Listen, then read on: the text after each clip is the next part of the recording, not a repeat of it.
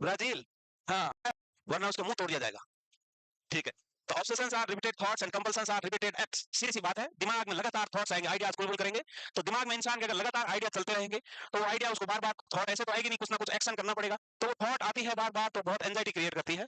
और उस एंजाइटी को रिलीव करने के लिए इंसान लगातार एक्टिविटी करेगा। तो जो थॉट बार बार आ रही थी वो तो ऑब्सेशन है, और उस एंजाइटी को रिलीव करने के लिए इंसान जो बार बार एक्टिविटी करता है वो कंपल्सन कहलाएगा।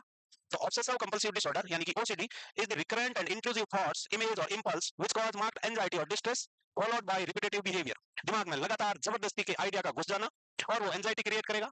उस एंजाइटी को रिलीव करने के लिए इंसान लगातार रिपीटेड एक्टिविटी करेगा। ये ओसीडी कहलाता है।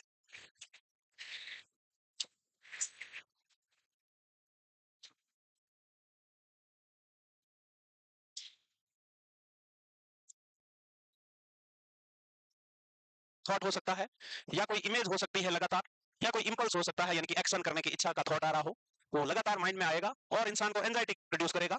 उस एंजाइटी को रिलीव करने के लिए इंसान लगातार रिपीटेटिव बिहेवियर करेगा।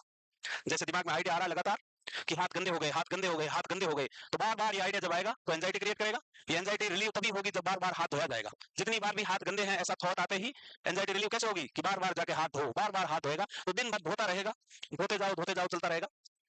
हो गया था लिखे। अब देखो ऑब्सेशन क्या है। तो दिन भर धोता रहेगा, धोते जाओ चलता रहेगा। हो गया था लिखे। अब देखो ऑब्सेशन क्या है। तो कई सारे पॉइंट्स इसमें देखने को मिलेंगे। Recurrent intrusive thoughts. इंट्रूसिव का मतलब क्या है? इंट्रूसिव थॉट कैसी थॉट है भाई? बार बार आना तो रिकरेंट हो गया। बार बार आना मतलब रिकरेंट। इंट्रूसिव, इंट्रूसिव का मतलब होता है घुसपैठ। शुद्ध भाषा में मीनिंग हिंदी में घुसपैठ, यानी कि जबरदस्ती के दिमाग में थॉट घुसे जा रही है, जबरदस्ती आ रही है। तो जबरदस्ती थॉट आएगी, या कोई इमेज बन रही हो, या कोई इंपल्स है। इंपल्स मतलब डिजायर है, कोई था है वैसे वाला जबरदस्ती आ रहा है, और वो एंजाइटी और डिस्ट्रेस प्रोड्यूस कर रहा है इंसान में। इसके अलावा the person recognise that obsession, पहले सुन लो, ऑब्सेशनल थॉट, इमेज और impulse are product of their own mind. Patient को पता है कि जो ये थॉट बार बार आ रही है ये कोई और उसके माइंड में नहीं डाल रहा है, उसके माइंड में ही बार बार थॉट पैदा हो रही है, लगातार उसके माइंड में ही प्रोड्यूस हो रही है। कोई एक्सटर्नल सोर्स से उसके माइंड में कोई थॉट इंसर्ट नहीं कर रहा है, ये पेशेंट को पता होता है। तो ये सबसे बड़ा कैरेक्टरिस्टिक फीचर है कि not import by other such as thought insertion. Patient को पता है जो थॉट लगातार उसके माइंड में आ रही है वो उसके माइंड का ही प्रोडक्ट है, उसके माइंड का ही प्रोडक्ट है, कोई और एक्सटर्नल सोर्स उसके माइंड में ये थॉट नहीं डाल रहा। ठीक लो। पहला फीचर है रिपीटेड थॉट्स, जो एंजाइटी क्रिएट करेगा। और जो दूसरा कैरेक्टरिस्टिक्स है कि जो थॉट्स लगातार आ रही है वो पेशेंट को पता है वो उसके माइंड का ही प्रोडक्ट है, कोई एक्सटर्नल सोर्स के थ्रू उसके माइंड में थॉट इंसर्ट नहीं की गई है। तुम्हारे दिमाग में कौन थॉट डाल रहा है? अच्छा।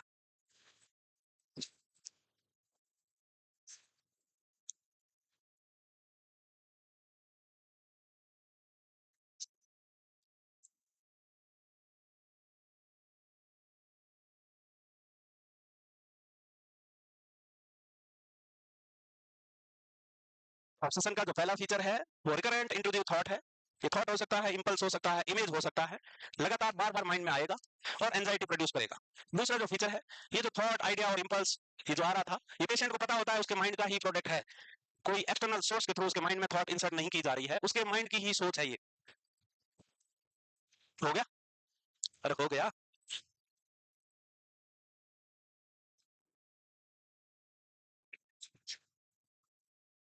थॉट इंसर्शन किसका सिम्टम है रे?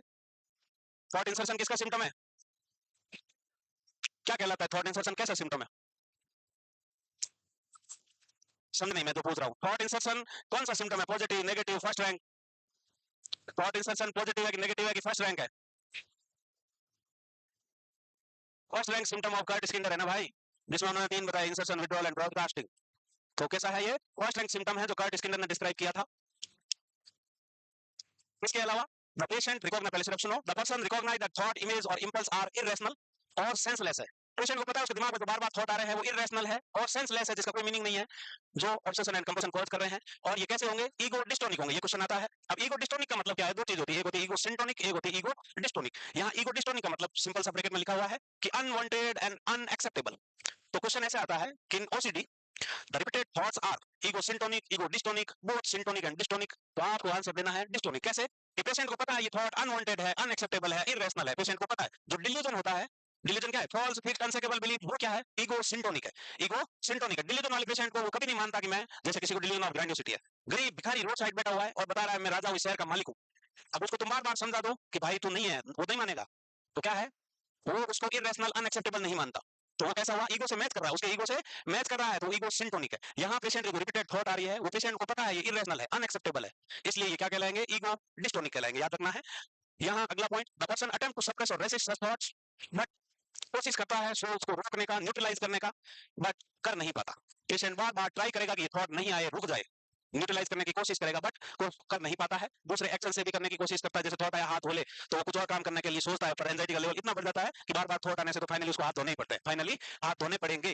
तो 2 पॉइंट यहाँ याद रखना है कि पेशेंट को पता होता है कि जो उसके माइंड में बार बार थॉट आ रहे हैं वो इरेशनल है, अनएक्सेप्टेबल है, इसलिए ये ईगो डिस्टोनिक कहलाएगा। दूसरा कि पेशेंट जो इरेशनल थॉट्स आते हैं उनको रोकने की कोशिश करता है, उनको रेजिस्ट करने की कोशिश कर रहा है कि रुक जा भाई रुक जा, पर रुकती नहीं है, थॉट क्या करती है, रुकती नहीं है। जैसे तुम्हारे साथ भी होता होगा, जब सोते हो तो कुछ कुछ आइडिया दिमाग में कुल करता रहता है, तो नींद नहीं आती बहुत देर तक, कई कई रात में तो 2-3 घंटे तक नींद नहीं आती, क्योंकि लगातार माइंड में थॉट्स आ रहे हैं। और जब थॉट्स आता है, दिमाग जब तक सोएगा नहीं, आप सो नहीं सकते, तो दिमाग को शांत करना जरूरी होता है। तो दिमाग को शांत करने की कई तरह की टेक्निक्स है। क्या टेक्निक्स है, ऐसा नहीं है, थॉट स्टॉपेज टेक्निक है। थॉट स्टॉपेज टेक्निक एक सिंपल सी टेक्निक है, आप भी प्रैक्टिस कर सकते हो। जब भी थॉट आए, आपको स्टॉप स्टॉप स्टॉप ऐसे लगातार बोलते रहना है। कोई रूम में नहीं है तो जोर से बोल सकते हो, कोई पड़ोस में सो रहा है उसको नहीं जगाना है, मन में बोल सकते हो। तो क्या होगा कि लगातार आपका कंसंट्रेशन इस पर हो जाएगा, स्टॉप स्टॉप स्टॉप स्टॉप, ऐसे कंटिन्यू बोलते जाना है।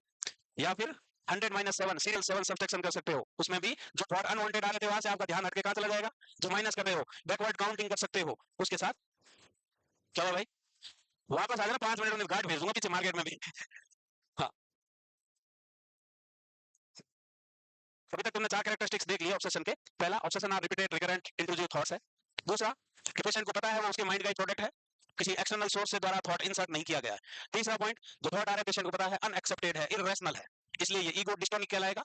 और जो चौथा पॉइंट ये है कि पेशेंट रोकने की कोशिश करता है, दूसरे काम करने की कोशिश करता है, बट रोक नहीं पाता है। हो गया लिखिए अब देखो कंपल्सन का है। तो कंपल्सन के कैरेक्टरिस्टिक्स में क्या है, repeated behaviours like hand washing, checking और mental act such as counting, praying that the person perform in response to obsession. जो थॉट माइंड में आ रहे हैं, जैसी थॉट आ रही है वैसा ही एक्टिविटी रिपीटेड करेगा, वही कंपल्सन कहलाएगा। जैसे किसी के दिमाग में बार बार आ रहा है हाथ गंदे तो हाथ धोएगा। किसी के माइंड में बार बार विचार आ रहा है कि गैस बंद किया क्या, घर से बाहर निकला लॉक करके घर को, वहां थोड़ी दूर गया ताला लगाया क्या, फिर भागा चेक करेगा, फिर वापस गया फिर विचार आ गया चेक, ताला लगाया नहीं शायद, फिर आएगा तो चेक करता ही रहेगा, तो ये चेकिंग हो सकती है। इसके अलावा मेंटल एक्ट कर सकता है, जैसे किसी चीज का रिपीटेड काउंट कर रहा है, कैसे रखे, जेब में 5,000 काउंट करके रख लिए, 2 मिनट बाद फिर विचार आया कम है, फिर निकाला फिर गिन रहा है, बार बार काउंटिंग कर सकता है। या फिर प्रेइंग, रिपीटेड प्रेइंग का मतलब सुबह उठ के नहा धो के पूजा कर ली, पूजा करके बैठा ही है, फिर विचार आया अरे पूजा तो की नहीं, फिर पूजा हरे कृष्णा हरे रामा शुरू हो गया, तो ये बार बार चलता रहेगा। या फिर मेंटल एक्ट मन में भी प्रे कर सकता है। ये मुस्लिमों में एक वसवसा होता है, क्या होता है वसवसा, मुस्लिम लोग जानते होंगे इस वर्ड का। इसका मतलब यही है कि उनको बार बार माइंड में ये थॉट आता है कि प्रेयर की नहीं, प्रेयर की नहीं। या फिर उनको ऐसा लगता है कि कोई शैतान बार बार उसके कान में आके बोल रहा है प्रे कर कुछ बुरा हो जाएगा, प्रे कर कुछ बुरा हो जाएगा। तो ये एक डिसऑर्डर, इस पे क्वेश्चन आएगा आगे बताता हूँ। इसके अलावा the repetitive behaviour and mental acts are done to reduce distress और एंजाइटी। क्यों करेगा जो बार बार इंसान एक्टिविटी क्यों करेगा, क्योंकि ऑब्सेशनल थॉट के कारण, ऑब्सेशन के कारण जो एंजाइटी हो रही है उसको रिलीव करना है, जो एंजाइटी हो रही है उसको रिड्यूस करना है, अदरवाइज बहुत ज्यादा एंजाइटी हो जाएगी भाई। तो 2 कैरेक्टरिस्टिक्स कंपल्सन के यहाँ याद रखने हैं। पहला यही है कि लगातार एक्टिविटी करना, जैसे काउंटिंग करना, प्रेइंग करना, चेकिंग करना, वॉशिंग करना, ऐसी एक्टिविटी क्यों करेगा, क्योंकि किसके रेस्पॉन्स में करेगा, रिपीटेड थॉट, और रिपीटेड थॉट को हम ऑब्सेशन कहते हैं, क्या कहते हैं ऑब्सेशन। दूसरी चीज कि रिपीटेड बिहेवियर और मेंटल एक्ट क्यों करेगा, तो टेंशन और स्ट्रेस और एंजाइटी को रिड्यूस करने के लिए करेगा। तो भी कुछ एंजाइटी रिड्यूस, तुम्हारे एंजाइटी बढ़ती जा रही तुम्हारे तो।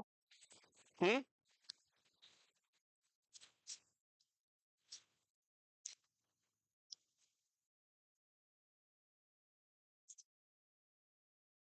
हम्म हो गया, शाबाश।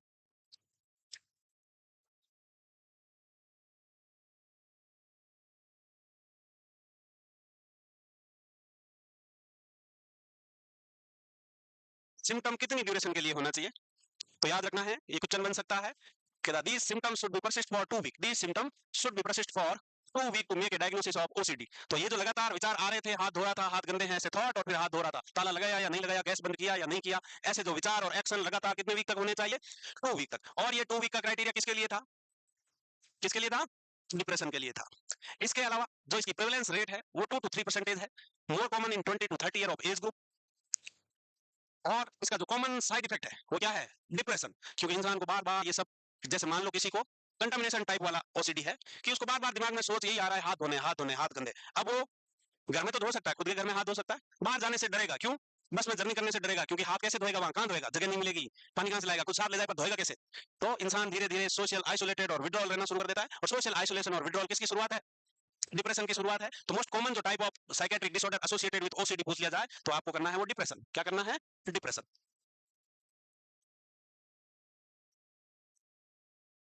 डबल डिप्रेशन क्या होता है बेटा? हम्म, तुम बता बेटा। हाँ, हाँ बता दो। आता है? आ रहा है तो बोल दे, नहीं आ रहा तो बैठ रहे। है बेटा, डबल डिप्रेशन पूछ रहे हम। तुम बताओ कैसे बोलेगा? हाँ, major depression super import on dysthymia. पहले डिस्थाइमिया था, अब मेजर डिप्रेशन में कन्वर्ट हो गया है, वो डबल डिप्रेशन है। याद नहीं कर रहे हो बे? हो गया लिख के? तो याद रखना है ओसीडी को डायग्नोस करने के लिए सिम्टम 2 वीक तक होने चाहिए। सिम्टम कितने? 2 वीक तक होने चाहिए। और इसका मोस्ट कॉमन साइकेट्रिक कॉम्प्लिकेशंस मान लो या एसोसिएटेड डिसऑर्डर मान लो, वो कौन है? वो डिप्रेशन है। कारण क्या है? कहे होंगे। तो न्यूरोट्रांसमीटर्स के लेवल की बात करें तो न्यूरोट्रांसमीटर्स में most commonly associated low level of serotonin है।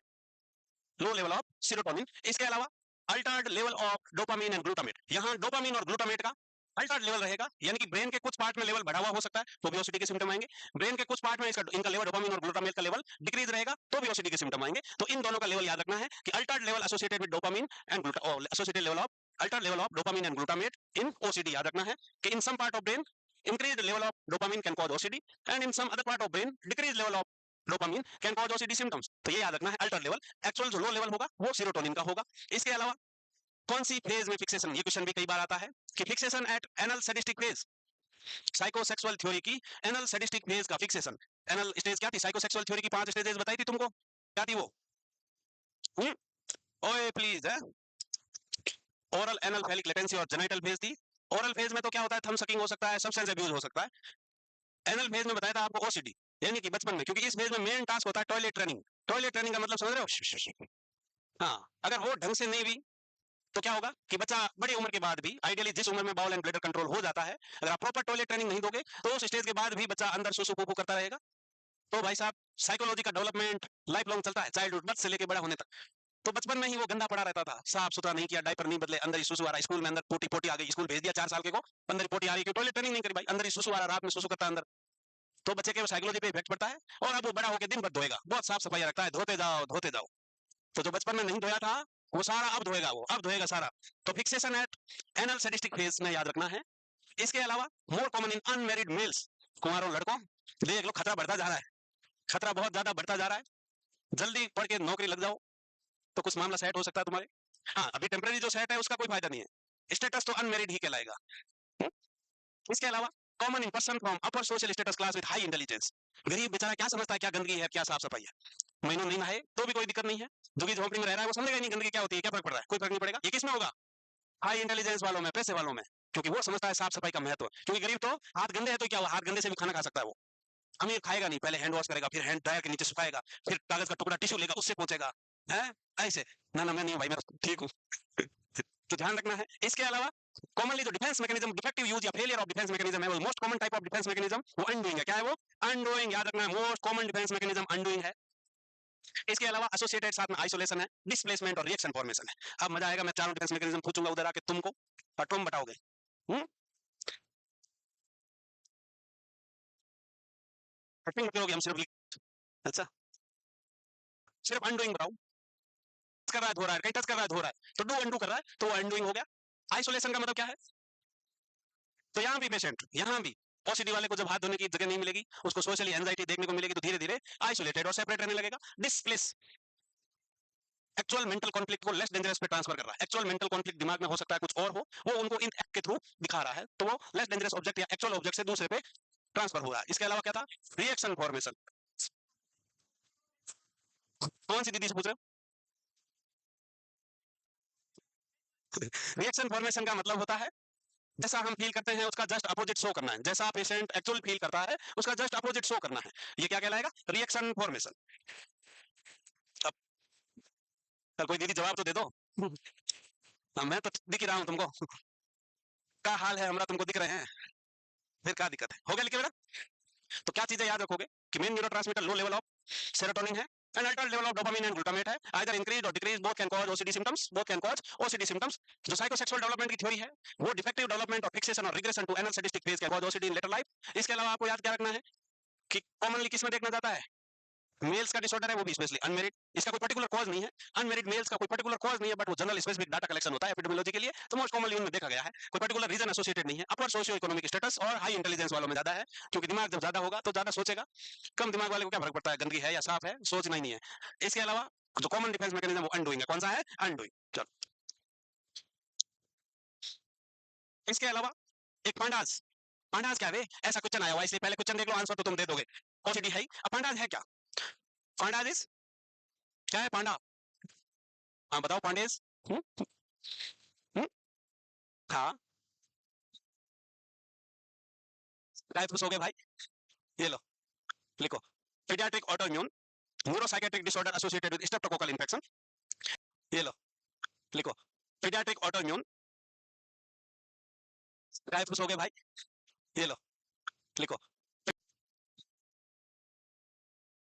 राइट हो गए भाई, ये लो लिखो, paediatric autoimmune neuropsychiatric disorder associated with streptococcal infection, ये है पांडास। तो ऐसा देखा गया है कि पेशेंट में जिनको भी बच्चों में स्पेशली स्ट्रेप्टोकोकल इन्फेक्शन हुआ उसके बाद बच्चों में सर्टेन रिपीटेटिव मूवमेंट डिसऑर्डर देखे गए हैं, जैसे ओसीडी में रिपीटेटिव मूवमेंट्स का रिपीटेटिव एक्ट करता है, वैसे ही रिपीटेटिव एक्ट किया है, इसको बोलते हैं पांडास। तो सिंपल चीज है कि ये हाइपोथेटिकली डायग्नोसिस, हाइपोथेसिस क्या होता है बेटा? हाइपोथेसिस बता बेटा, अभी भी रिसर्च करी तूने? दो चीज होती है, हाइपोथेसिस एक अजम्पशन। हाइपोथेसिस क्या और अजम्पशन क्या है? उल्टा बता रहे बेटा, assumption is unproved theory, assumption just you are assuming that ऐसा हो सकता है, हाइपोथेसिस को क्लिनिकली प्रूव किया जा सकता है, हाइपोथेसिस को तो प्रूव किया जा सकता है तो वो क्लिनिकली अप्रूव्ड हो गया ना, can be proved, hypothesis can be clinically proved, assumption is just an individual assumption कि ऐसा हो सकता है, वो क्लिनिकली प्रूव नहीं किया जा सकता, वो अजम्पशन है। हाइपोथेसिस का सिंपल मतलब है tentative answer to a questions. अब यहाँ आपको इसमें याद रखना है सिंपल चीज कि ऐसा माना गया है या देखा गया है कि बच्चों में स्ट्रेप्टोकोकल इन्फेक्शन के बाद सर्टेन रिपीटेटिव मूवमेंट्स और रिपीटेटिव एक्टिविटी के डिसऑर्डर देखा गया है। तो याद रखना है कि pandas is pediatric autoimmune neuropsychotic disorder associated with streptococcal infection कि पोस्ट स्ट्रेप्टोकोकल इन्फेक्शन सर्टेन बच्चों में यूं देखने को मिला कि वो रिपीटेटिव एक्टिविटी कर रहे थे।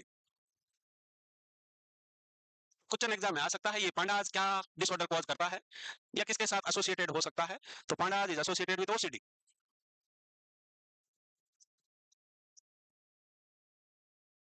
Group A beta haemolytic streptococcal,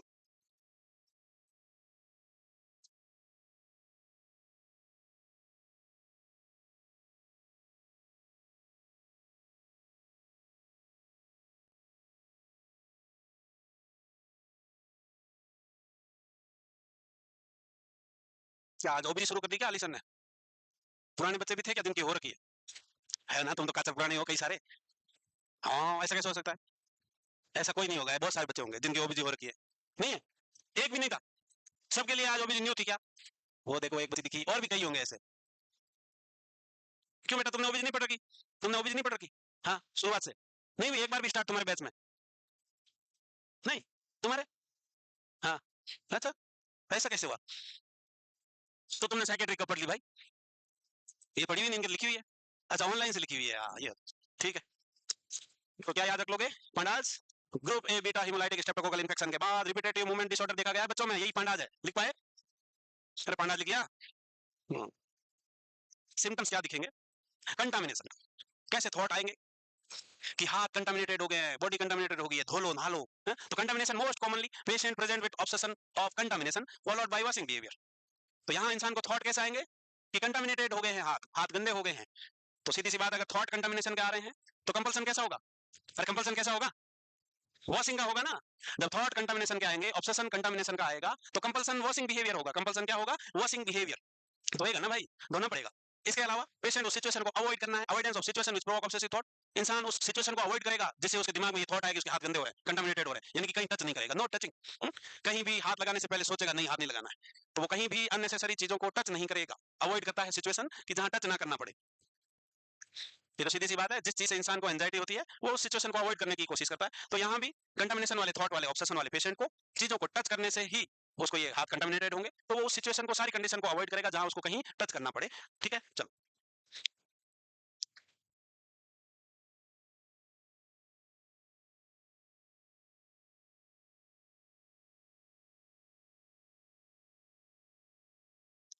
क्या वो टोपी वाला बच्चा आ गया वापस? नहीं आया ना? ठीक है, उसको शाम को मुर्गा बनाते हैं आज। अरे बेटी पुष्पा, हम्म, हो गया। इसके अलावा क्या देखने को मिलेगा भाई? एग्जांपल इसके तौर पे कि patient repeatedly get thought that hands are dirty which cause anxiety, he understand that thought is senseless and try to stop this thought, obsessional thought कहलाता है।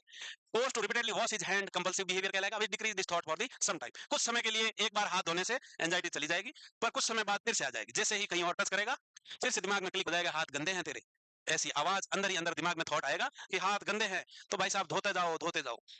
है कोई तुम में से ओसीडी वाले? कौन है वो? नहीं, राहुल तो 5 घंटे तक बिना धोए यहाँ बैठा रहता है। तुमको कैसे पता भाई? 1 महीने बाद तुम जाते हो क्या नहलाने? कैसी गंदी बातें नहीं बोलते किसी के दूसरे के बारे में। अच्छे बच्चे की तारीफ क्या कर दी? तुम तो भाई साहब लंगूरी होते जा रहे हो। ऐसा नहीं करते। कभी किसी का मजाक उड़ाने से पहले ऐसा सोच लो कि ये तुम्हारा, इसकी जगह तुम्हारा मजाक उड़ाया जाए तो तुमको कैसा लगेगा। तब तब जो शक्ल बनाओगे वो कैसी हो सकती है, जस्ट इमेजिन। अंदर ही अंदर बड़बड़ाओ ना, शांति से बैठो। तो एग्जाम्पल के तौर पे आपको याद रखना है कि पेशेंट को रिपीटेड थॉट्स आते हैं कि उसके हाथ गंदे हैं, हाथ गंदे हैं, इसको ऑब्सेशनल थॉट कहेंगे, और पेशेंट को पता है ये थॉट सेंसलेस है, इरेशनल है, अनएक्सेप्टेबल है। इसके लिए एक वर्ड लिखा था तुमको, वो क्या है? कि patient believes that the thought are irrational, unacceptable and senseless. तो ये ईगो डिस्टोनिक है। क्या है ये? ईगो डिस्टोनिक है। और repeated thoughts can leads to repeated behaviour, और रिपीटेड बिहेवियर को हम कंपल्सिव बिहेवियर कहेंगे।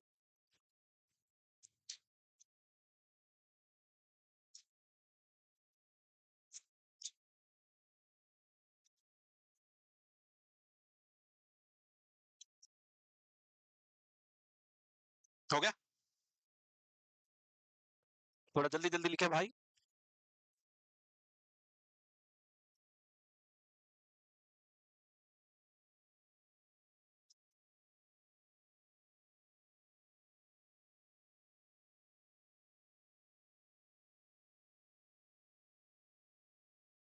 हो गया? हाँ, सुला दें? हाँ, दो बन रही है क्या दादा आजकल? भाई साहब इतने दिनों में तो लिख नहीं पाती थी, आजकल कोई फास्ट लिखना शुरू कर दिया जो ऐसे अभी तक लिख रही है। हैं? क्या भैया? मजाक है रे। रोना नहीं। फिर आता है पैथोलॉजिकल डाउट, फिर आता है पैथोलॉजिकल डाउट। ये second most common type pattern है। पहला कौन सा था? एक नंबर मोस्ट कॉमन वाला कंटामिनेशन है। सेकंड नंबर पे आता है पैथोलॉजिकल डाउट। अब ये डाउट किसी से रिलेटेड हो सकता है। The pattern of obsession of doubt which is usually followed by compulsion of checking. और यहाँ patient would repeatedly doubt it he had lock the door properly, और रिपीटेडली चेक द डोर। बार बार विचार आएगा दरवाजे की कुंडी लगाई क्या, ताला लगा क्या, बार बार चेक करेगा, थॉट आएगा चेक करेगा, थॉट आएगा चेक करेगा, तो इसी में लगा रहेगा चेकिंग में। इसके अलावा intrusive thoughts, intrusive thoughts are usually with sexual और एग्रेसिव कंटेंट। जो इंट्रूसिव थॉट्स दिमाग में जो जबरदस्ती घुस रही है वो सेक्सुअल और एग्रेसिव वायलेंट कंटेंट की हो सकती है, एबनॉर्मल सेक्सुअल बिहेवियर की हो सकती है, या एग्रेसिव कंटेंट की हो सकती है। और एग्रेसिव कंटेंट कैसा? मंदिर में जाके मूर्ति का खड़ा और भगवान को गालियां बक रहा है, भगवान को बार बार रिपीटेडली गालियां बकता है, ऐसे दिमाग में विचार आते हैं बार बार, जा मंदिर जा और गालियां निकाल। वो जाता है फिर वहां गालियां निकालता है, मंदिर में जाता है गालियां निकालता है, तो भगवान को रिपीटेडली या फिर भगवान की मूर्ति पे मुके मुके मारेगा। तो ऐसे बिहेवियर क्या कहलाते हैं? कि इंट्रूसिव थॉट्स कंटेंट इसका कैसा हुआ? एग्रेसिव इन कंटेंट या एबनॉर्मल सेक्सुअल बिहेवियर के थॉट्स रिपीटेडली माइंड में आ सकते हैं। इसके अलावा रिपीटेड थॉट्स आ सकते हैं सिमेट्री के। सिमेट्री को बोलते हैं हम ऑर्डरलीनेस। क्या है सिमेट्री?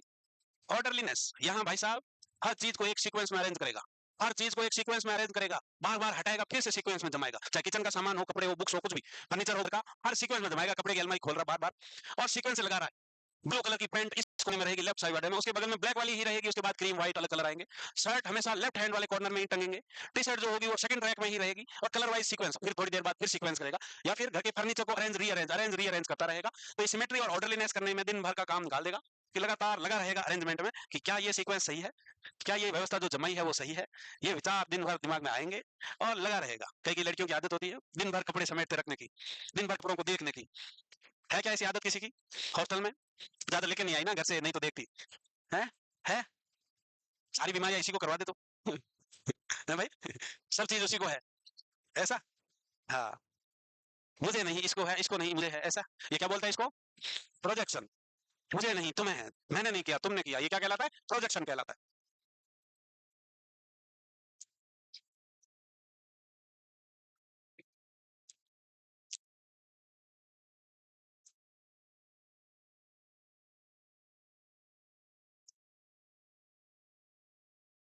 तो तुमको ओसीडी में सिंपल सी दो चार बातें दिमाग में घुसा लेनी है। ऑब्सेशन का मतलब रिपीटेड थॉट्स है, और रिपीटेड थॉट्स पेशेंट को पता है उसके माइंड का ही है, थॉट इंसर्शन नहीं किया गया है, और ये भी पेशेंट को पता है वो सेंसलेस इरेशनल है, इसलिए उसको ईगो डिस्टॉर्ट नहीं कहते। पेशेंट रोकने की कोशिश करता है, दूसरे एक्शन में मन लगाने की कोशिश करता है, पर थोड़ी देर बाद फिर से थॉट आता है और सीवियर एंजाइटी प्रोड्यूस करता है। अब आता नंबर कंपल्सन का। कंपल्सन में रिपीटेड एक्टिविटी है, और वो रिपीटेड एक्टिविटी क्यों कर रहा है? एंजाइटी को रिलीव करने के लिए कर रहा है, एंजाइटी को रिलीव करने के लिए कर रहा है। इसके अलावा कॉज में आपको याद रखना है, main neurotransmitter is low level of serotonin and alter level of dopamine and glutamate. इसके अलावा पांडाज इन्फेक्शन एसोसिएटेड हो सकता है, पांडाज इन्फेक्शन एसोसिएटेड हो सकता है। More commonly lower socio economic class वालों में देखा जाता है, विद लो इंटेलिजेंस वाले पीपल्स में भी ज्यादा देखने को मिलेगा। एनल सैडिस्टिक फेज में फिक्सेशन, रिग्रेशन और डिफेक्टिव डेवलपमेंट के कारण हो सकता है, ये भी याद रखना है। और मोस्ट कॉमन जो डिफेंस मैकेनिज्म है वो अनडूइंग है। कौन सा है? अनडूइंग। आईसीडी 10 के अकॉर्डिंग डायग्नोस्टिक क्राइटेरिया, या चैप्टर कौन सा है? तो F42 में डिस्क्राइब किया गया है आपका। F42 में ओसीडी पर्टिकुलरली डिस्क्राइब्ड है, और सिंपल सी बात है, जो ये सिम्टम्स है ऑब्सेशन और जो कंपल्सन के जो सिम्टम्स है वो कितने तक होने चाहिए? 2 हफ्ते तक होने चाहिए। तो सिंपल सी चीज याद रखना है कि repeated thoughts followed by repeated actions, और कोई डिसऑर्डर की वजह से नहीं होना चाहिए, और ये सिम्टम्स लगातार 2 वीक से हो रहे हैं। कितने? 2 वीक। वही सिम्टम क्राइटेरिया, सिजोफ्रेनिया का symptom should be persist for 1 month and the total duration of disturbance और इलनेस इज 6 मंथ। वही ये मेनिया के लिए 1 वीक है, हाइपोमेनिया के लिए 4 डेज है, डिस्थाइमिया और साइक्लोथाइमिया के लिए 2 ईयर है। 2 ईयर हो गया। लिख के एक लाइन है। मैनेज कैसे करेगा रे? मैनेज ड्रग्स की बात करें तो ड्रग्स में क्या देते हैं? तो ड्रग में देंगे भाई साहब, टीसीए में तो क्लोइमिप्रामाइन, और फ्लोक्सिटाइन में एसएसआरआई में फ्लोक्सिटाइन देंगे। तो याद रखना है कि पुराने में ट्रीटमेंट के अकॉर्डिंग टीसीए को इफेक्टिव माना जाता था, वो ड्रग ऑफ चॉइस क्लोइमिप्रामाइन थी, बट टीसीए के साइड इफेक्ट एसएसआरआई की कंपैरिजन में ज्यादा है, तो फ्लोक्सिटाइन बेटर इफेक्टिव है एज कंपेयर टू क्लोइमिप्रामाइन।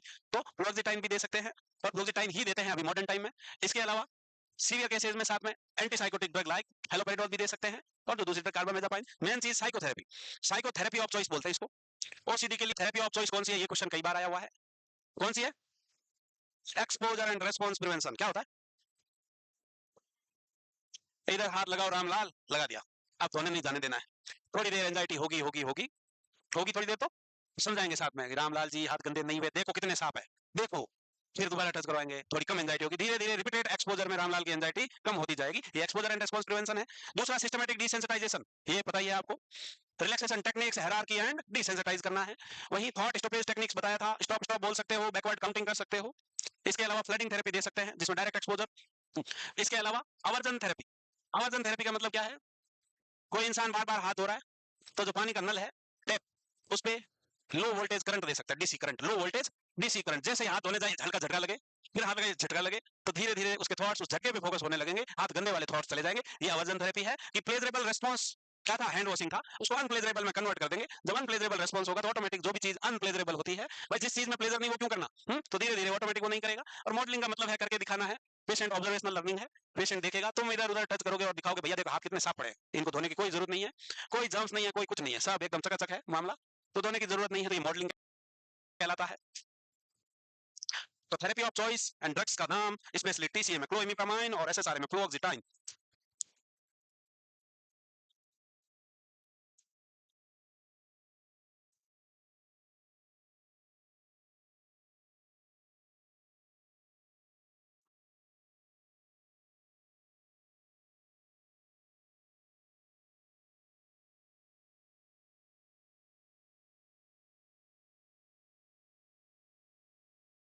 हो गया? अरे हो गया। हुआ क्या? तो थेरेपी के बारे में पता चल जाएगा, पता ही लिखी हुई है। इसके बाद सीवियर केसेस में जो ड्रग और थेरेपी को क्या रिएक्ट नहीं कर रहे हैं, और depressive symptoms as complications, depression develop हो रहा है धीरे धीरे, तो ईसीटी दे सकते हैं, तब ईसीटी दे सकते हैं। अब एक नई थेरेपी आई है, वो जिसको नाम है 15 रूल थेरेपी। क्या थेरेपी है? 15 रूल थेरेपी।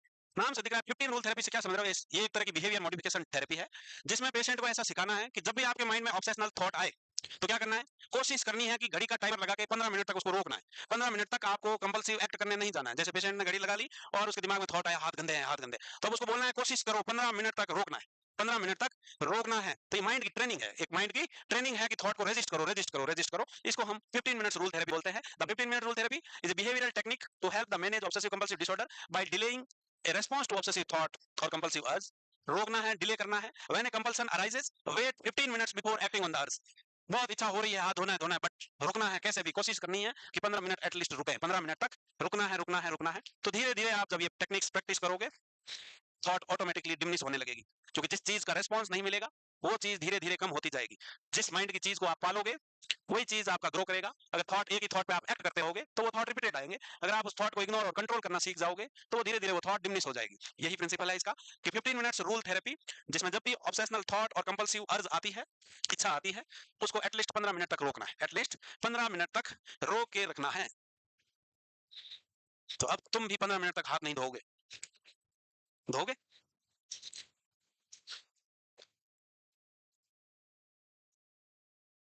है बेटा क्या साइकोथेरेपी होने के बाद आए हो?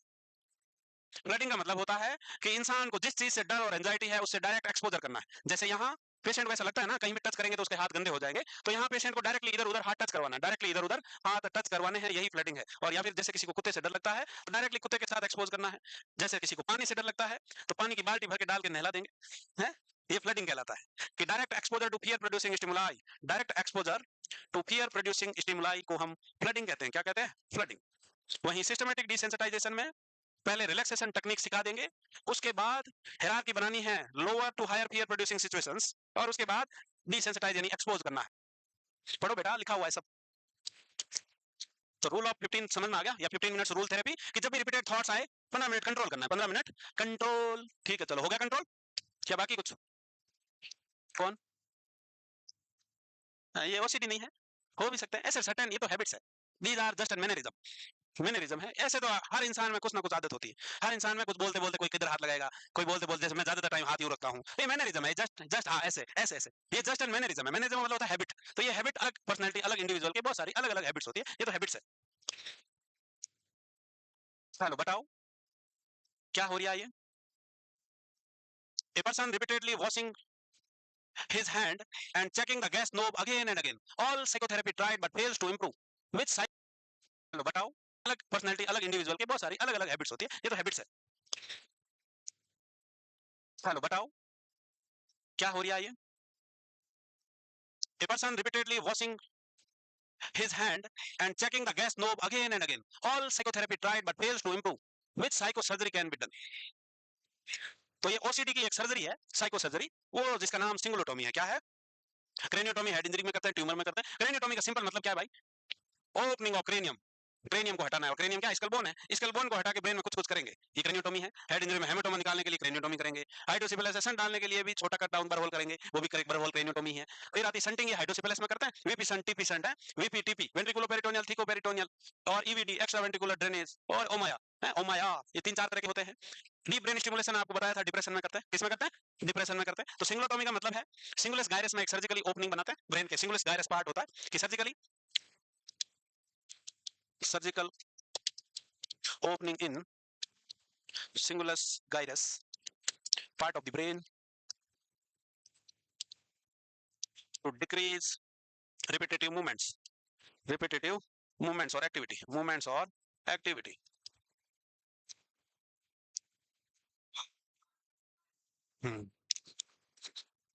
कोई बात नहीं भाई, लिखा है वो बोला है, आज दोबारा बोलूंगा नहीं मैं जब तक तुम लोग ना लिख लो। Surgically, surgically opening in the cingulus gyrus part of the brain, cingulus gyrus part of the brain, जिससे होगा क्या? रिपीटेटिव मूवमेंट्स और एक्टिविटी को कंट्रोल होगा, repetitive movements and activity control होगा। तो सिंपल से याद रखना है तुमको कि ओसीडी में कौन सी सर्जरी की जाती है। अगर ऐसा क्वेश्चन आ जाए तो वो कौन सी सर्जरी है?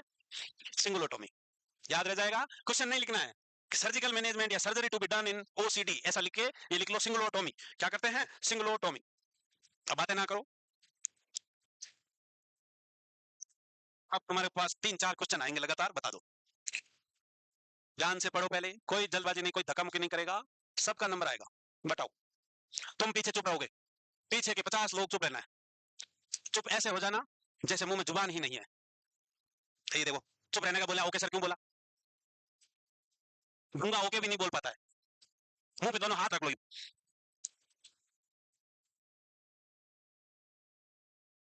हाँ मैं बोलता हूं कि पेशेंट का विश्वास है या वो ऐसा मानता है कि दरवाजे का जो हैंडल है वो कंटामिनेटेड है, और वो मना कर रहा है मैं नहीं खोलूं दरवाजा, मैं हाथ नहीं लगाऊंगा। और अगर वो हाथ लगा ही रहा है तो टिश्यू पेपर या रुमाल से पकड़ के, साफ सुथरे कपड़े से पकड़ के ही हाथ लगाएगा। अब आपका नर्सिंग इंटरवेंशन क्या होगा? पहला कह रहा है पेशेंट को टिश्यू पेपर दो, एंजाइटी रिलीज तक। दूसरा कह रहा है have the client scrub the door knob, धो लो, रगड़ के घिस के धो लो उस हैंडल को, साफ कर दो उसके सामने। तीसरा कह रहा है encourage the client to touch the door knob by removing all tissue paper, tissue paper हटा दो। और भाई साहब बोला लगा हाथ है, ऐसा करोगे क्या? चौथा कह रहा है explain the client that idea about door knob being contaminated part of your illness, ये तुम्हें बीमारी है दिमाग की, इसलिए तुमको ऐसा लगता है हैंडल बड़ा साफ है, ऐसा कहोगे क्या? अच्छा, क्या करेगा? सी बन गया ना, छी छी छी छी, है? अरे भाई साहब, सीधे ही तुमको थेरेपी नहीं दे देनी, एक्सपोजर एंड रिस्पांस प्रिवेंशन नहीं करना है। पेशेंट को सीधे ही तुम एक्सपोजर एंड रिस्पांस प्रिवेंशन नहीं करोगे। अगर पेशेंट कह रहा है, इसका मतलब है आपको क्या करना है, जैसा वो कर रहा है उसको करने देना है।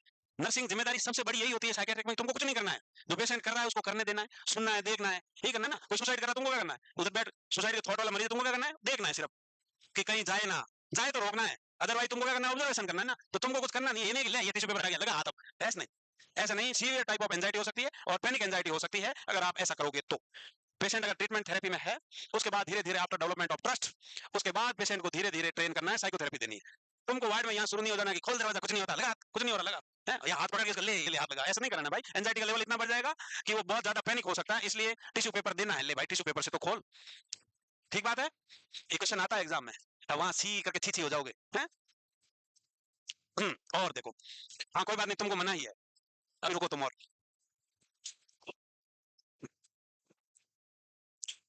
What a nurse should consider when planning a care of client who using ritualistic behavior, ritualistic behavior का मतलब क्या है? repetitive behavior। क्या करोगे बे? तो nurse must attempt limit the ritualistic behavior। दूसरा, client need to realize that ritualistic behavior serve no purpose।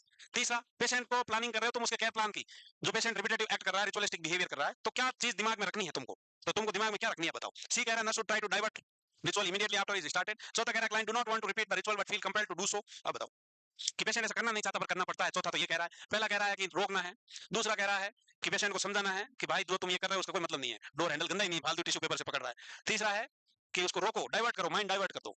और चौथा कह रहा है, क्या कह रहा है तुम्हारा दिमाग? हम्म, सी कह रहा है, छी छी हो गए फिर से। तुम बताओ भाई, क्या देख रहे हो? देख रहे हो तुम? दोबारा बोलो। हाँ, जीनियस है वो, जीनियस बच्चे। बेइज्जती कर रहा हूँ मैं, तुम सोच रहे हो बेइज्जती कर रहे हो, सर बेइज्जती ही कर रहा हूँ मैं। हाँ, अब बस इतना बहुत है, ग्रैंडिसिटी आ जाता है, इतना ज्यादा नहीं। क्या करना है? अरे भाई तुमको सिंपल सी, मैंने अभी बताया तुमको कुछ नहीं करना होता, फिर तुम यहाँ करने पे लग पड़े हो।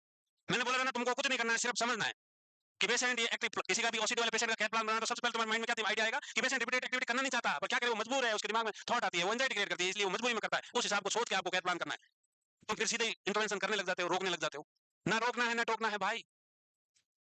अभी पहले क्वेश्चन में बताया था तुमको कुछ नहीं करना है, सोचना है, समझना है, कि समझना है कि पेशेंट ऐसा करना नहीं चाहता पर मजबूर है, क्या करे, दिमाग में थॉट आता है, उसे एंजाइटी होती है, इसलिए कर रहा है, वो बार बार रिपीटेटिव एक्ट कर रहा है। धुआं निकल गया तुम्हारा।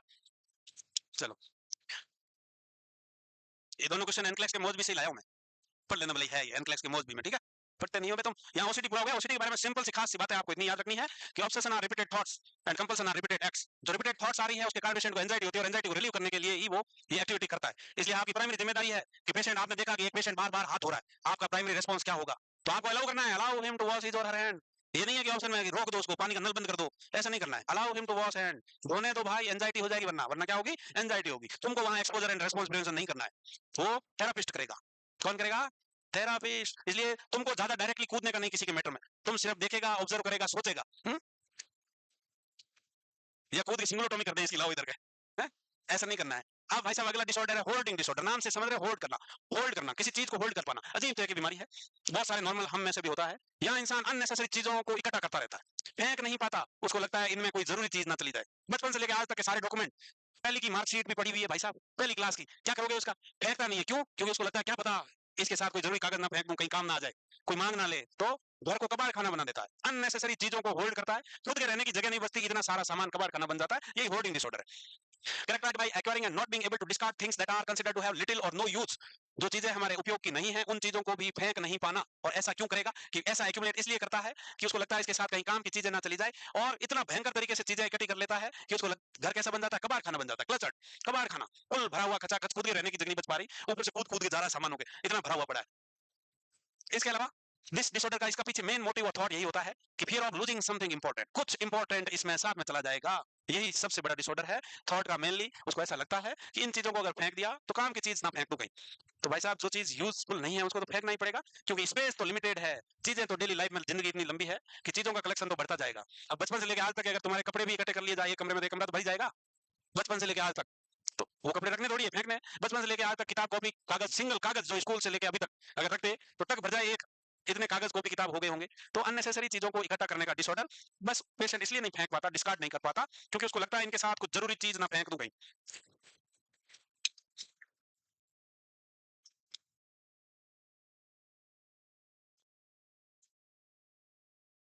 इसको मैनेज करने के लिए साइकोथेरेपी देंगे, और साइकोथेरेपी में स्पेशली कॉग्निटिव बिहेवियर थेरेपी, और साथ में एसएसआरआई दे सकते हैं इन सीवियर केसेस।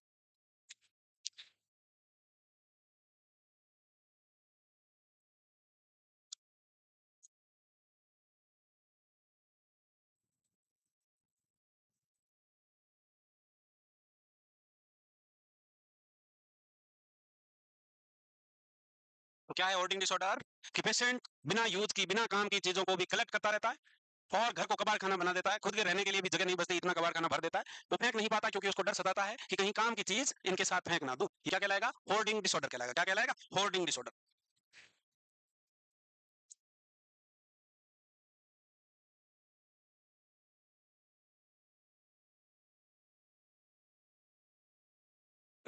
बताओ, फेंकना कुछ है ही कहाँ? बोलो। अरे बेटा, दिमाग में आइडिया कुलबुल करे ना, वो बोल दिया कर। अंदर चीजें नहीं रखनी, उसी को कान में कहते उसके। हो गया भाई? अगला छोटा सा डिसऑर्डर जिसका नाम है बॉडी डिस्मॉर्फिक डिसऑर्डर। यहाँ इंसान को कैसा लगेगा भाई कि इमेजिन डिफेक्ट है, बॉडी डिस्मॉर्फिक हो गया, यानी कि उसको लगेगा उसकी बॉडी में डिफेक्ट है, इमेजिन डिफेक्ट है। वो खुद एक्चुअल में डिफेक्ट नहीं है, या फिर माइनर डिफेक्ट होगा, उसको वो एक्सैगरेटेड परसीव करेगा, बड़ा मान के परसीव करेगा। स्लाइट फिजिकल एनोमली है, बट पेशेंट उसको एक्सैगरेटेड वे में लेगा कि बहुत ज्यादा। मेनली जो मेनली चीज है, ऑर्गन कौन कौन से है? बाल हो सकते हैं, नाक हो सकता है, स्किन हो सकती है। स्किन का कलर मेरा चेंज होता जा रहा है, मैं मेरी स्किन का कलर ब्लू है, इतना डार्क कलर की स्किन होती जा रही है। एक आध हल्का पैच आया, व्हाइट पैच, भाई साहब उसको ऐसे लगेगा कि अब तो पूरी बॉडी गई, पूरी बॉडी पे व्हाइट पैच होने वाले हैं। या फिर बाल, एक दो बाल झड़े हो, भाई साहब तकलीफ हो जाऊंगी कल ही में तो है? तो एक्सैगरेटेड। या फिर नाक में हल्का सा ही कोई दिक्कत हो, स्लाइटली नाक, सबको डीएनएस होता है। अगर आप ईएनटी में अच्छे से फिजिकल एग्जामिनेशन करोगे तो मोस्ट ऑफ 90% लोगों को निजल सेप्टम डिविएटेड होता है। कई बार थोड़ा ज्यादा दिखता है, कईयों का कम दिखता है, बट मोस्ट ऑफ लोगों को हो जाएगा। बट यहाँ पेशेंट को ऐसा लगेगा, ये डिफेक्ट स्पेशली फीमेल में पाया जाता है, ये बॉडी डिस्मॉर्फिक। बट हल्का सा नाक यूं ही है बस, फिर भी उसको बार बार दिमाग में यही चलेगा उसका नाक तिरछा है, तो उसका नाक टेढ़ा है, साइज में लंबा है। स्लाइटली बड़ा नाक होता है, ओ माय गॉड मेरा नाक बहुत बड़ा, मैं अच्छी नहीं लगती। हुँ? तो यहाँ स्लाइट डिफेक्ट को लेके पेशेंट बहुत चिंतित रहता है। यही बॉडी डिस्मॉर्फिक डिसऑर्डर कहलाता है। इसको ट्रीट करने के लिए भी साइकोथेरेपी ही देंगे, सीवियर केसेस में एंटी डिप्रेसेंट देंगे। बस उसको रियलाइज कराना है काउंसलिंग करके कि भाई सब ठीक है, अरे कोनो दिक्कत नहीं है, सब ठीक सब ठीक, यही समझाना है और रियलाइज करवाना है। तो तुम बिल्कुल चिंता मत करना कि बाल झाड़ू जैसे हो गए, सीक जैसे हो गए, घुंघराले हैं, सीधे नहीं है, बहुत कम है, भूरे हैं, काले नहीं है। इसकी कोई चिंता की जरूरत नहीं है, सारी फैसिलिटी अवेलेबल है। जैसा कलर देना चाहो दे सकते हो।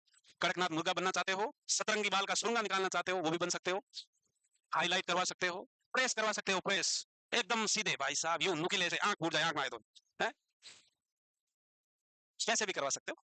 तो ज्यादा चिंता की जरूरत नहीं है, मॉडर्न जमाना है, कैसे भी कर सकते हो। हो गया? नहीं?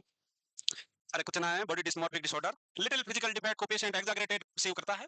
और लिटिल फिजिकल डिफेक्ट का तीन ही मेन सेंटर पॉइंट है, या तो स्किन का कलर को लेके हो सकता है, या नोज का शेप और साइज को लेके हो सकता है, या हेयर, या हेयर।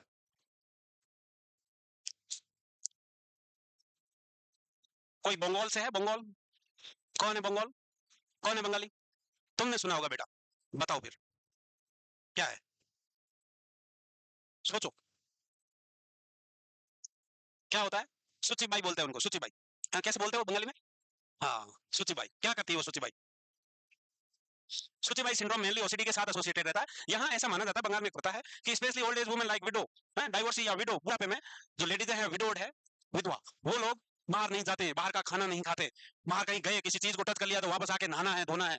तो मेनली वही नहाना धोना, नहाना धोने पे रिपीटेड हो गया कि रिपीटेड दिन भर प्रेयर करना, दिन भर प्रेयर करना, रिपीटेड रिचुअल्स है, दिन भर प्रेइंग प्रेइंग प्रेइंग। तो ये जो एक्शन किया जाता है इसको बोलते हैं सुचिबाई सिंड्रोम का नाम दिया है कि ये कल्चर बाउंड डिसऑर्डर है। और कल्चर बाउंड वर्ड है सुचिबाई, स्पेशली वेस्ट बंगाल में है। वहां विडो लेडीज बाहर नहीं जाती, बाहर जाएगी तो क्या करेगी? वापस आके नहाएगी, कपड़े धोएगी, कपड़े चेंज करेगी। क्या हो गया? मेनली कंटामिनेशन का ऑब्सेशन है, कंटामिनेशन का ऑब्सेशन है। और कंटामिनेशन का जब ऑब्सेशन आएगा तो नहाना धोना ही एक्टिविटी होगी, नहाना धोना ही एक्टिविटी होगी। तो ओसीडी में लिख लो ऊपर कि सूचीबाई सिंड्रोम क्या है, उसको मत छोड़ो, क्या है वो दिमाग में याद रखो कि वेस्ट बंगाल में स्पेशली विधवा लेडीज की ये मानना है, प्रथा है कि वो जब भी बाहर जाएगी, वैसे तो जाएगी नहीं, बाहर का खाएगी नहीं, और बाहर जाएगी तो अंदर आके नहाएगी, धोएगी, नए कपड़े बदलेगी, उन कपड़ों को धोएगी। तो washing and bathing are the repetitive activity, ये याद रखना है। तो लिख लो भाई साहब सूचीबाई सिंड्रोम, लिख ली एक लाइन, सूचीबाई सिंड्रोम एसोसिएटेड विद ओसीडी, इतना लिख लो, और कुछ जरूरत नहीं है बाकी। फिर आता है all factory reference syndrome. Olfactory क्या काम करती है? ऑल फैक्ट्री क्या है? हाँ, तो यहाँ क्या होगा? कुछ आइडिया लगाओ क्या हो सकता है? कि preoccupation will believe that when having foul odour और breath that is reality in reality is unnoticeable. यहाँ इंसान को ऐसा लगता है उसके बॉडी से, उसके मुंह से, उसकी सांसों में बहुत बदबू आती है, इसलिए वो मुंह ढके रखता है, मुंह बांध के रखेगा, मास्क पहन के रखेगा। जबकि एक्चुअल में ऐसा नहीं है, इसको ऑल फैक्ट्री रेफरेंस सिंड्रोम बोलते हैं। The person feels self conscious and may also believe that others are taking notice of the order and talking about it. यहाँ भी उसको ऐसा लगेगा कि लोग बातें कर रहे हैं कि वो बदबू दे रहा है, उसकी बदबू आ रही है, शरीर से बदबू आ रही है, सांस में बदबू आ रही है, मुंह से बदबू आ रही है, ऐसा लोग बात भी कर रहे हैं और उसको नोटिस कर रहे हैं। तो इंसान पब्लिक प्लेस में अवॉइड करता है, मास्क लगाता है। The patient repeatedly check the odour और ट्राई टू मास्क इट और may start avoiding the social interaction. तो ये सिर्फ सोच है, उसका माइंड का थॉट्स है, जिसको ऑल फैक्ट्री रेफरेंस सिंड्रोम बोलते हैं। और वो बार बार सूंघता है खुद को, बदबू आ रही भाई, जबकि एक्चुअल में ऐसा नहीं होता। यहाँ भी साइकोथेरेपी और anti depressant treatment of choice है।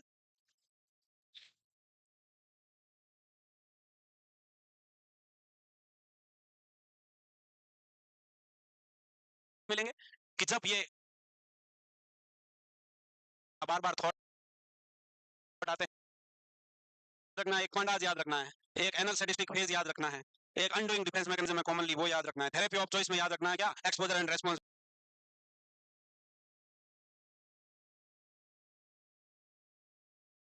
शांत करो बेटा, घड़ी को शांत करो, जुर्माना लगता है इस पे।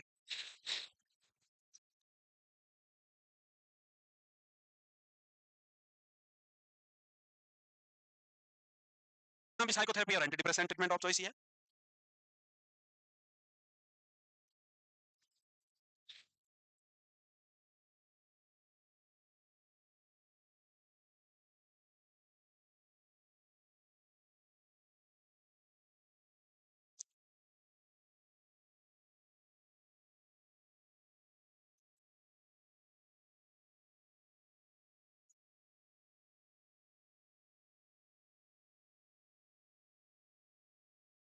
क्या बेटा, किसको ट्राई कर रहे हो? काल लगा रहे हो?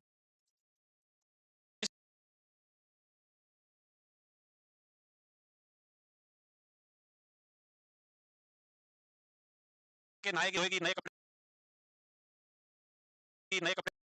बदलेगी, उन कपड़ों को धोएगी।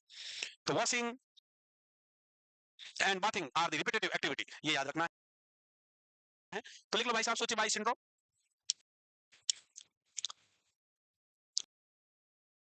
All factory reference syndrome. Olfactory क्या काम करती है? ऑल फैक्ट्री क्या है? हाँ, तो यहाँ क्या होगा? कुछ आइडिया लगाओ क्या हो सकता है? कि preoccupation will believe that when having foul odour और breath that is reality in reality is unnoticeable. यहाँ इंसान को ऐसा लगता है उसकी बॉडी से, उसके मुंह से, उसकी सांसों में बहुत बदबू आती है, इसलिए वो मुंह ढके रखता है, मुंह बांध के रखेगा, मास्क पहन के रखेगा।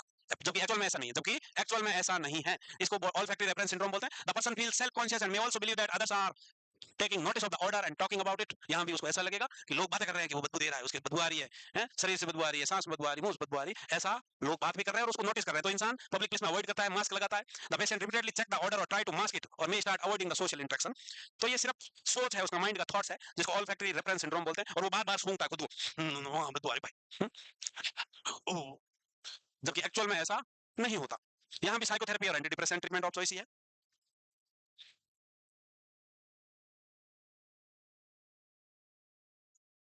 ट्राई आफ्टर सम टाइम, कुछ ऐसा बोला, घड़ी में बोला, फोन में बोला, शांत करो बेटा, घड़ी को शांत करो। Number you have called is, बोलता है 97321 ऐसे। हाँ, उसकी ब्रीथ से फाउल ऑर्डर आ रहा है, स्मेल आ रही है, इसके कारण वो पब्लिक प्लेस नहीं जाएगा, मास्क लगाएगा, अवॉइड करेगा। जबकि एक्चुअल में ऐसा नहीं होता। ट्रीटमेंट के लिए साइकोथेरेपी, सीवियर केसेस में एंटी डिप्रेसेंट्स।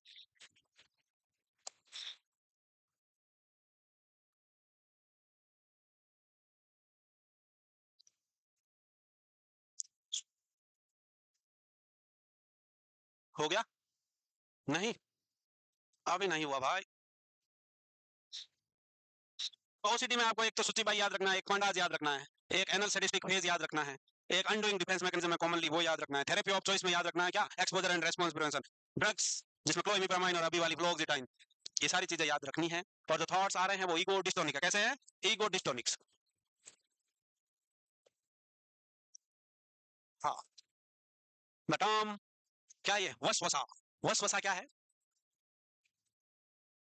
ये तो तुम बता दोगे।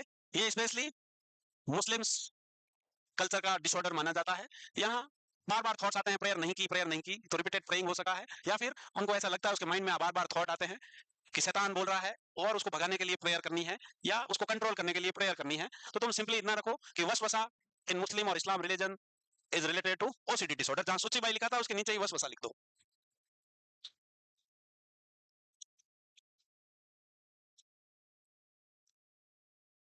हो गया? नहीं, अरे हो गया। Body focus repetitive movement disorders है। क्या है ये? यहाँ नाम से दिख रहा ना, रिपीटेटिव डिसऑर्डर्स है। तो भाई साहब बाल नोचने वाली बीमारी है, ट्रिकोटिलोमेनिया कहलाती है। क्या कहलाती है? ट्रिकोटिलोमेनिया। एक्सकोरिएशन डिसऑर्डर, यहाँ बाल की जगह अपनी चमड़ी नोचता है, स्किन पिकिंग डिसऑर्डर है, बार बार चमड़ी नोच लेता है और नोच नोच के घाव कर देता है, स्किन लीजन बना देता है, वुंड बना देता है। इसको एक्सकोरिएशन डिसऑर्डर बोलते हैं। क्या बोलेंगे? Excoriation disorder. तो ट्राइकोटिलोमेनिया तुमको पता है कि compulsive hair pulling, compulsive hair pulling, कई लोग इतने बाल नोचते हैं कि उनका आईब्रोज आईलैशेस खत्म हो जाती है, इतने तोड़ने की आदत होती है, या वो रिपीटेड यहाँ से बाल तोड़ना शुरू करते हैं, टकला निकाल देते हैं।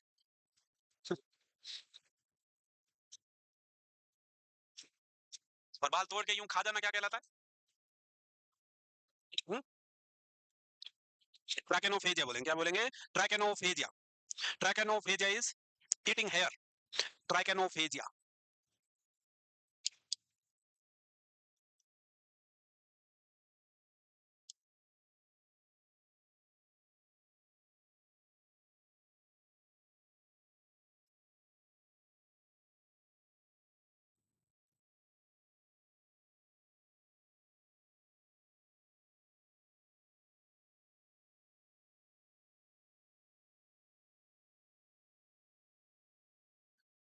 पायरोमेनिया पता है?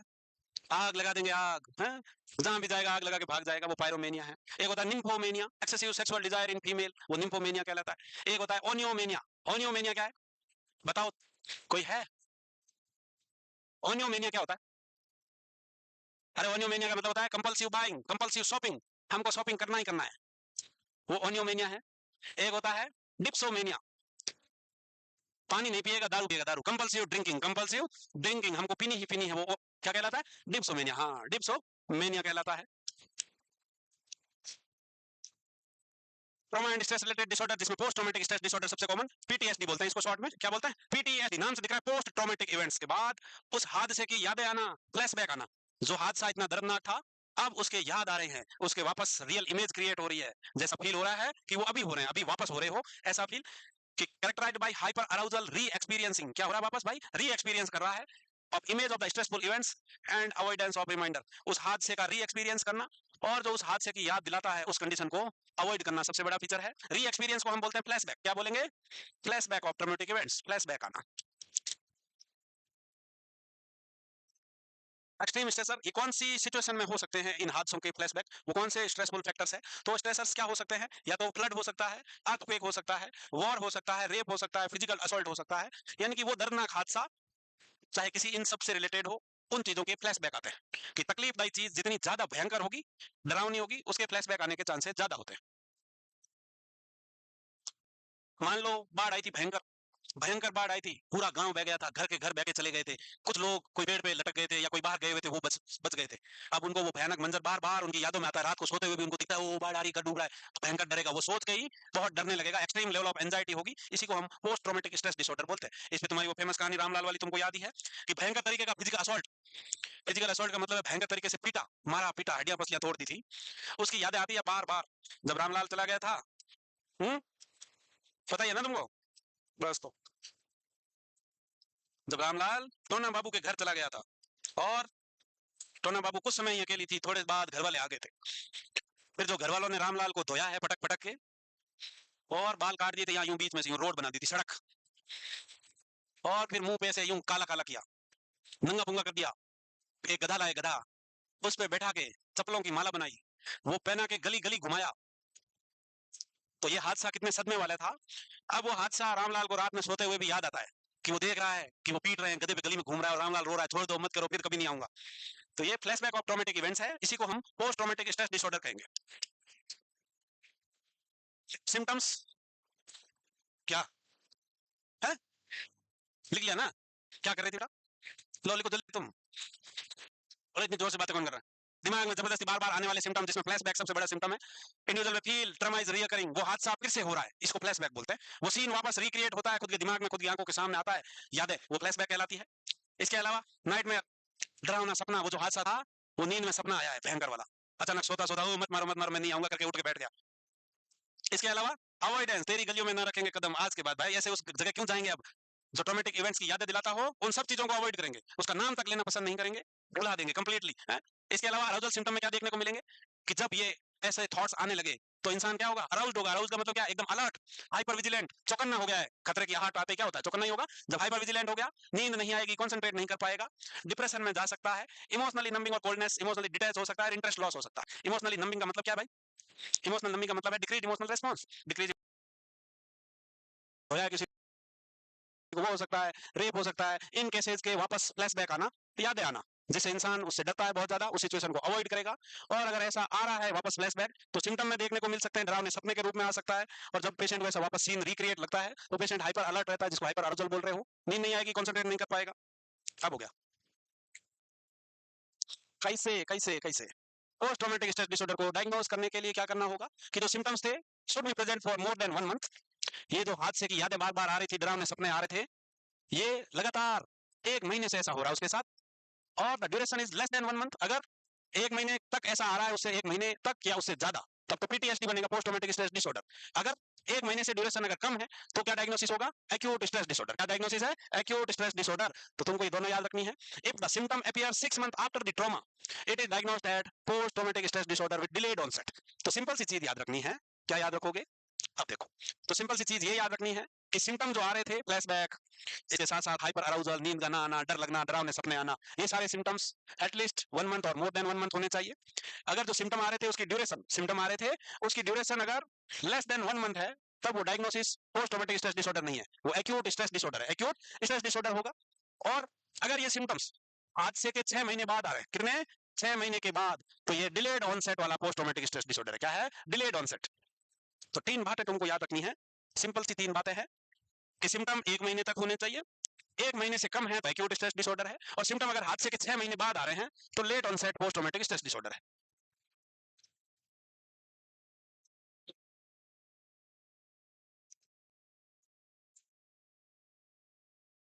हो गया,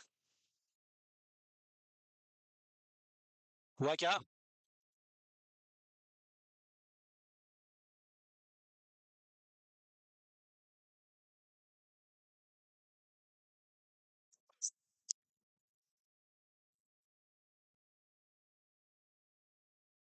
should be persist for more than 1 month, 1 महीने से ज्यादा तक ड्यूरेशन होनी चाहिए, तब पोस्ट ट्रॉमेटिक स्ट्रेस डिसऑर्डर कहलाएगा। अगर 1 महीने से कम है तो एक्यूट स्ट्रेस डिसऑर्डर कहलाएगा। और अगर सिम्टम उस हादसे के 6 महीने बाद आने शुरू हुए, 6 महीने तक कोई दिक्कत नहीं थी, अब 6 महीने बाद ऐसे सिम्टम आने शुरू हुए, तब उसको क्या कहेंगे, late onset post traumatic stress disorder.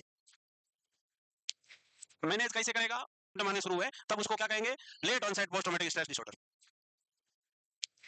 Manage कैसे करेगा, तो क्या कैसे करेगा, कैसे करेगा भाई, psychotherapy, cognitive behaviour therapy, mainly सब थॉट का ही खेल है। पेशेंट को सोच इंप्रूव कराना है और सोच में बताना है, सुधार में क्या, कि वो हादसा पुराना था, अभी छोड़ो। एक नई चीज आई है, ईएमडीआर, ये क्वेश्चन आया हुआ है, ईएमडीआर कौन सी थेरेपी है या किसके लिए यूज करते हैं, किसके लिए यूज करते हैं ईएमडीआर। तो ईएमडीआर आपको याद रखना है कि ईएमडीआर का मतलब है eye movement desensitisation and reprocessing therapy. यहाँ पेशेंट का रिपीटेड आई मूवमेंट्स कराएंगे और पेशेंट को बताएंगे कि रामलाल प्यारे मोहन, देखो रामलाल को यूं बैठाएंगे, इधर देखो रामलाल के आगे कोई भी चीज, फिंगर या कोई चीज, अब रामलाल की आंखें, रामलाल को बोलेंगे ऑब्जेक्ट जिधर जाए उधर उधर आंखें आनी चाहिए हमारी, अबे ये जिधर जा रहा है उधर उधर आंखें जानी चाहिए। जब ये इसका फोकस्ड हो जाएगा, रामलाल इस स्टिमुलस पे फोकस्ड हो जाएगा, तब रामलाल को जगाना है या क्लैप करके कि रामलाल सुनो, जो थॉट तुम्हारे आ रहे हैं वो बहुत पुरानी बात है, रामलाल सोच को निकालो दिमाग से, या फिर टैप करेंगे, फोकस हो जाएगा और ग्लेबला टैपिंग करेंगे, ग्लेबला टैपिंग। और टैपिंग करने से क्या होगा कि रामलाल को जगाना है, रामलाल इधर देखो। और जो माइंड में थॉट्स आ रहे थे वो हादसे के, वो टोना बाबू की शादी हो गई, बच्चे हो गए उसके 2, और अब वो यहाँ नहीं रहती, कोई खतरा नहीं है तुमको, अभी डरो मत, ये करना है। तो कुल मिला के बात वही है डिसेंसिटाइज करना है और वापस रीप्रोसेस, फ्रेश मेमोरी से रीप्रोसेस करना है, कि ट्रॉमेटिक हादसे को दिमाग से निकाल के रीप्रोसेस कराना है। यही है EMDR। ड्रग्स का देंगे, ड्रग्स में एंटी डिप्रेसेंट और बेंजोडाइजिपिन देंगे, एंटी डिप्रेसेंट्स और बेंजोडाइजिपिन। और बेंजोडाइजिपिन में कौन सी ड्रग आती है? हाँ जी, अल्प्राजोलम, लोराजिपाम, मिडाजोलम। क्या हंस रहे हो बे? क्या अभी भी खतरा लग रहा है तुमको? खतरा नहीं है तो अच्छी बात है, टल गया है वो खतरा। क्या क्या भाई का स्वागत किया है? Thank you, thank you. Days back, which he survived.